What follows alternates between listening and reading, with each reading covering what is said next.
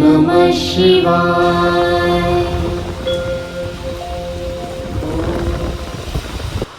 ઓમ નમઃ શિવાય. હર મહાદેવ.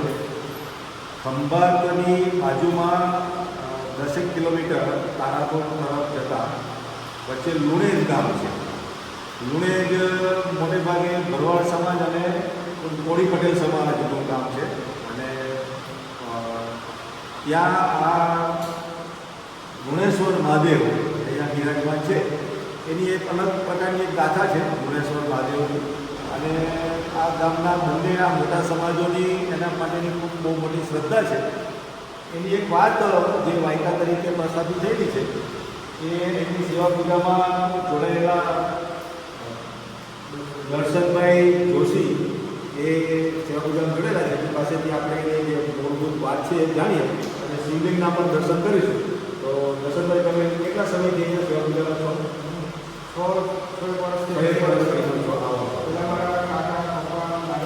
16 પેઢીઓની કઈ ભાષા પર સેવા પૂજા છે? ઠીક ઠીક, બહુ સરસ.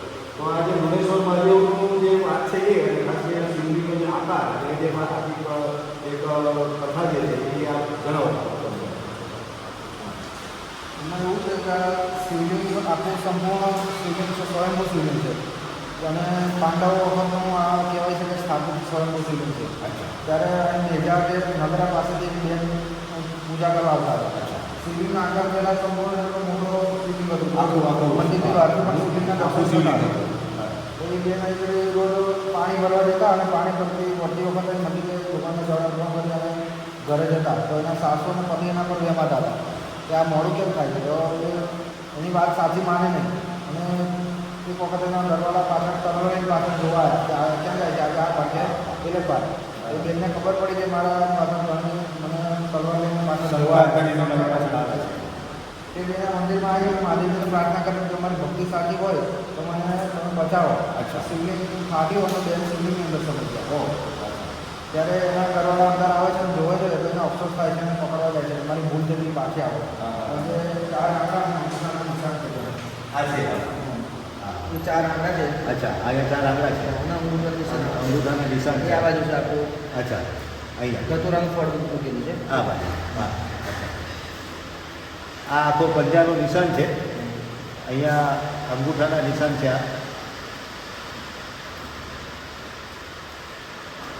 અને આ શિવલિંગનો એક ભાગ છે.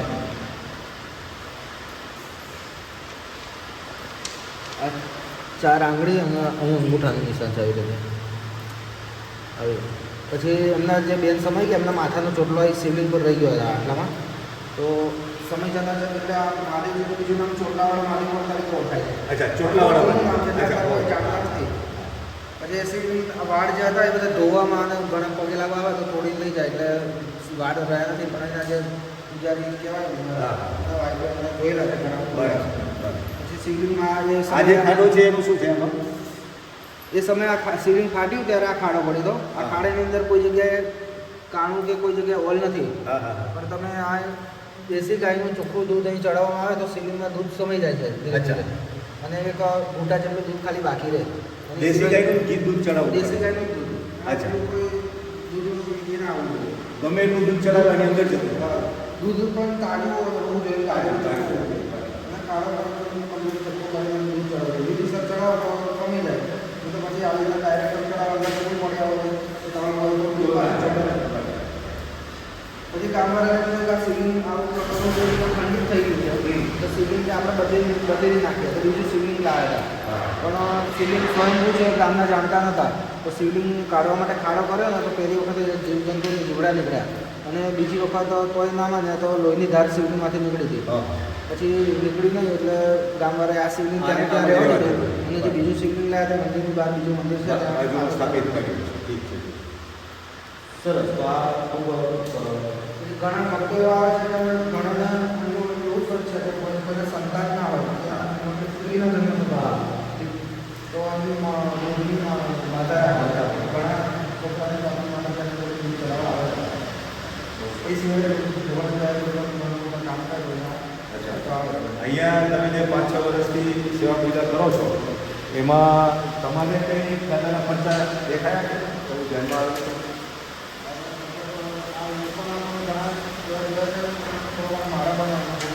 હા, તમારો અનુભવ થયો છે.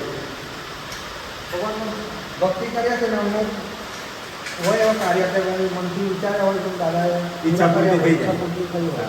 આપણને આમ એ આપણે સિવાય ગામના ઘણા એવા ભક્તો આવે છે પણ આ જે દાદાભાઈ વાત કરતા હતા એમના કોઈ રિલેટિવ છે તો એમને ઘડી કોઈ એમના રિલેટિવને બેડા પર કંઈક હાથીની ગાંઠ થઈ હા. ડૉક્ટરે ઓપરેશન કરવા ના પાડી કે અમારાથી નહીં હતો ભગવાનની દાદાની બાધા રાખી દીધી ઓપરેશન વગર મળી ગયું મળી જાય. પછી ભાઈ આપણા 2 વર્ષો બાજુથી આવ્યા હતા મને તો ખબર જ નથી આ એકદમ એમને મંદિરનો વિચાર કીધો હતો અને વાય વાત એમની જોડે પહોંચી તો મને માનતા રાખી દીધી એટલે કેનેડાથી જવાનું થઈ ગયું તો જવાના આપણને આગળ દિવસો આવી રીતે વર્ષોમાં 4 વર્ષો આવ્યા અમારું થોડું કામ કર્યું અહીંયા એક આખા ગામના બધા જેમના ઘરે દૂજાનું છે એ બધા એક દિવસનું દૂધ અહીંયા એ કયો દિવસ છે? શ્રાવણ મહિનાની અંદર ત્રીજો અથવા ચોથો સોમવાર નક્કી કરવામાં આવે ત્યારે ગામની અંદર જેટલા ત્યાં દેશી ગાય હોય એ દૂધ ડેરીએ ના મોકલે બધું મંદિરે બધું અહીંયા એક જ દિવસે હોય કદાચ તો ત્યાંથી દૂધ અહીંયા આવી જાય પાછું આવી જાય. દૂધ અંદર કરવામાં આવે દેશી ખાસ કરીને ગાયનું- એટલે વરસાદ કદાચ પાછો લંબાયો હોય હા. તો દાદાને વિધવા માટે પણ આજનો અચ્છા, અહીંયા ભાવ આપે. હા, મેઘરાજાને વિજયવા માટે થઈને ભગવાનનું દૂધ અહીંયા દૂધ કરાવો થતો હોય છે. અને એ બધું દૂધ પેલા અંદર જે ઉપયોગ છે એમાં અંદર જતું અંદર રહેતું. સમય જાય બધું સમય.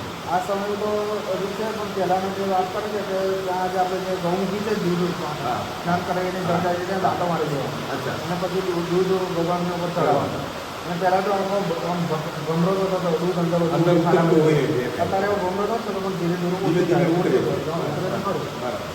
તો ધીરે ધીરે ઉતરે અને પહેલાં તો આમ ઉતરવાનું હા, ઉતરતું જ એમ ચાલીને ભમરી કરતી કરતી.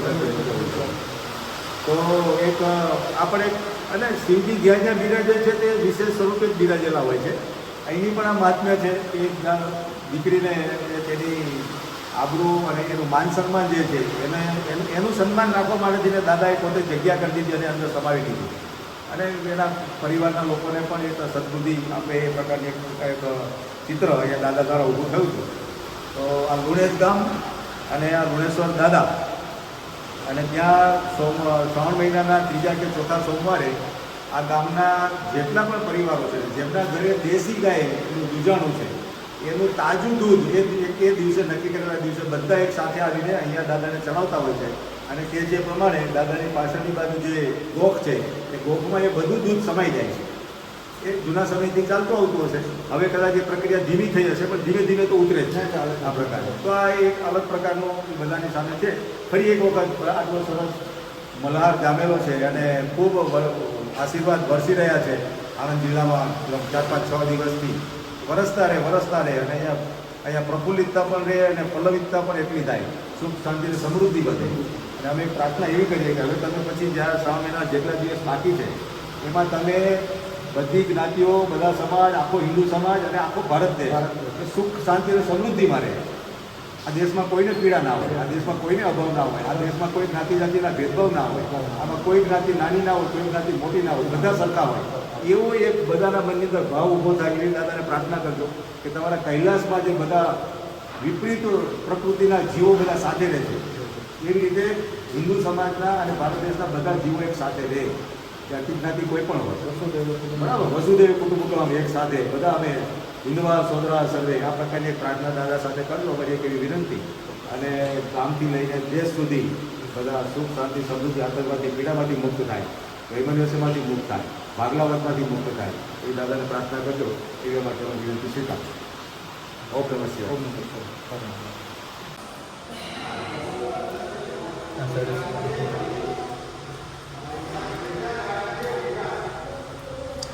અહીંયા એક વિશેષ પ્રકારે પાર્વતી માતાની મૂર્તિ પણ સ્થાપિત થયેલી છે. માતાજીના હાથમાં શિવલિંગ ધારણ કરેલું છે. આ જમણા હાથમાં માતાજીએ શિવલિંગ ધારણ કરેલું છે. આ પ્રકારની મૂર્તિ લગભગ હોતી નથી શિવ મંદિરમાં. અને અહીંયા બીજો છે અમૃત કળશ. અમૃત કળશ ધારણ કરેલો છે. આ પણ એક વિશેષ. અને અમૃત કળશ ઉપર ગણપતિ દાદાનું ચિત્ર અંકિત થયેલું છે અને શિવલિંગ જમણા હાથમાં.